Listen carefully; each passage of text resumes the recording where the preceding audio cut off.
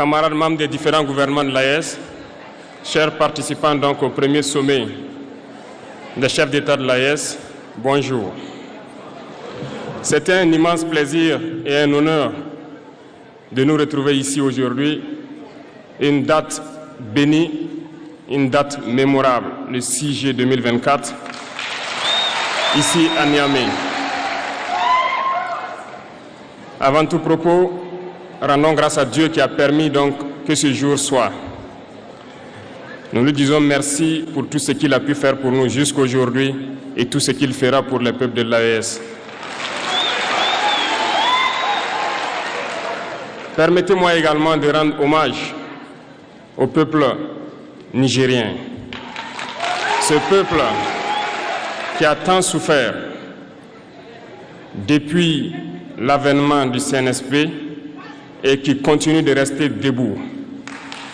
Merci aux Nigériens qui nous ont réservé un accueil chaleureux hier lorsque nous avons foulé le sol de notre patrie ici. Vous êtes plus que des amis, vous êtes plus que des voisins, vous êtes nos frères, vous êtes nos sœurs. Parce que la fraternité va au-delà de l'amitié ou du voisinage. Nous avons le même sang qui coule dans nos veines.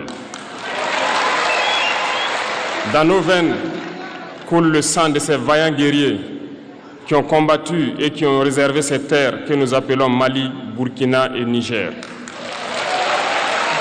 Dans nos veines coule le sang de ces vaillants guerriers qui ont aidé le monde entier à se débarrasser du nazisme et de beaucoup d'autres fléaux.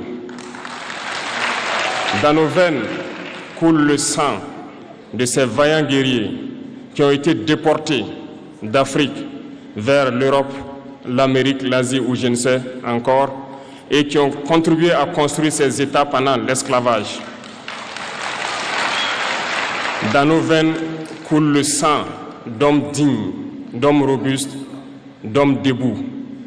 Et pour cela, soyons-en fiers et soyez remerciés d'être ressortissants de l'AES. L'Afrique, ce continent qui a tant souffert et qui continue de souffrir du fait des impérialistes. Ces impérialistes n'ont qu'un seul cliché en tête. L'Afrique est l'empire des esclaves. C'est comme ça qu'ils voient l'Afrique. Pour eux, les Africains les appartiennent. Nos terres les appartiennent. Nos sous-sols les appartiennent. Ils n'ont jamais pu changer de logiciel jusqu'à aujourd'hui. C'est déplorable. Mais comment procèdent-ils? C'est malheureusement depuis donc ces années 60 où ces simulacres d'indépendance ont été donnés à l'Afrique.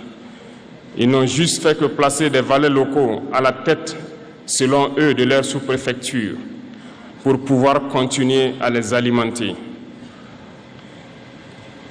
Ces valets locaux que nous allons qualifier aujourd'hui d'esclaves de salon n'ont d'autre repère que de chercher à vivre comme le maître, à satisfaire le maître et à faire tout ce que le maître lui dicte. Ils volent, ils pillent nos États, amènent tout chez le maître et leur richesse est conservée chez le maître. Ils font tout pour vivre comme le maître et toujours le satisfaire. Lorsque le maître commande, ils exécutent. Savez-vous qui sont ces esclaves de salon? Eh bien, nous allons vous expliquer ce que c'est. Ce sont des individus qui n'ont aucune dignité, qui n'ont aucune morale, qui n'ont aucune personnalité. Mais le maître esclave a toujours su identifier ces individus.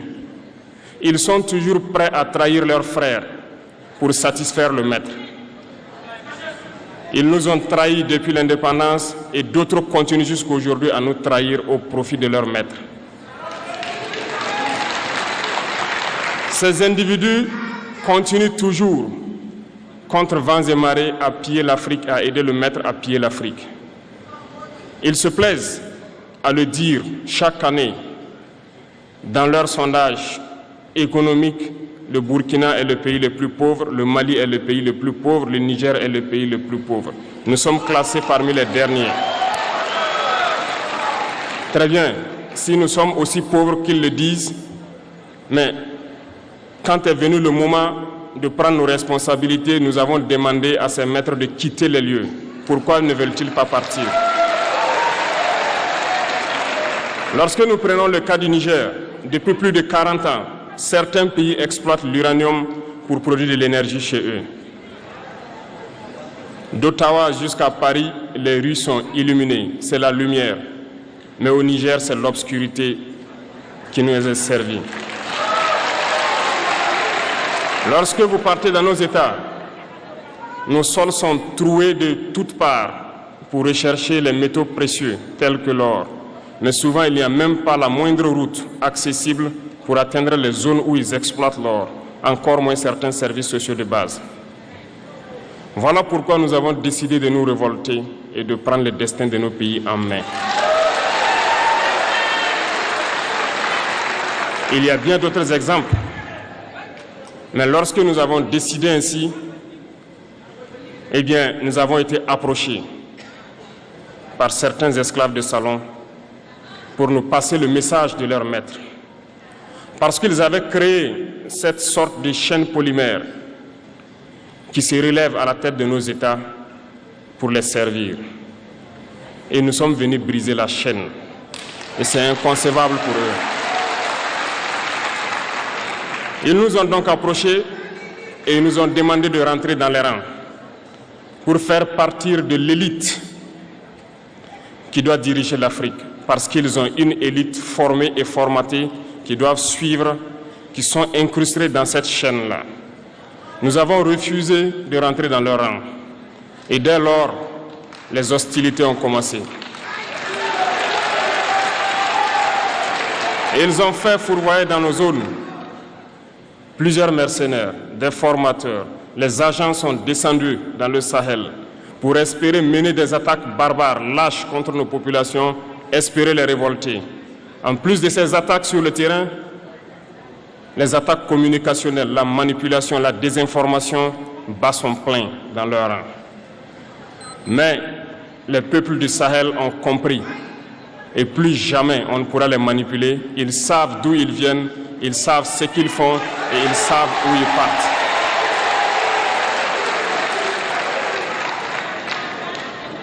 Nous n'allons plus permettre cela. Les gens sont éveillés et les gens se battent aujourd'hui, pas pour nous-mêmes, mais pour les générations à venir. Et merci à tous pour le combat qui est livré. Cela ne nous fait jamais pleurer. Nous n'allons pas trembler. Nous allons affronter. Nous allons nous battre pour l'indépendance réelle, pour notre liberté.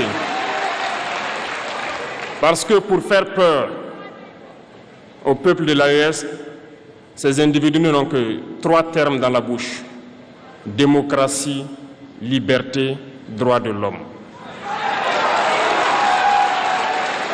Bien sûr, leurs valets locaux ne sont élus que dans un processus démocratique, libre et transparent selon eux leurs valeurs. Quoi de plus normal qu'on veuille nous imposer cela, parce que c'est eux qui édictent les règles. Très bien, nous avons décidé de nous assumer. Voilà pourquoi un 26 juillet 2023, lorsque le Niger a décidé de tourner la page, les esclaves de salon et leurs maîtres sont montés sur les grands chevaux. Ils ont mis leurs valets locaux en avant et ont décidé de mener une guerre contre le peuple nigérien. Nous avons donc dit, quiconque osera s'en prendre au Niger nous aura en face, parce que nous mènerons une guerre sans merci jusqu'à la dernière goutte de sang pour quiconque osera s'attaquer à nos États. Cette parole, cette décision que nous avons eue hier est d'actualité aujourd'hui et sera d'actualité demain et pour toujours. Ainsi naquit l'AES le 16 septembre 2023 dans une architecture de défense mutuelle. Mais nous avons jugé nécessaire de prolonger et d'agrandir donc l'architecture de l'AES. Ce qui nous rassemble aujourd'hui doit nous permettre d'aller sur d'autres terrains en plus de la défense, notamment les finances et l'économie, les infrastructures, la santé, l'éducation, bref, j'en passe.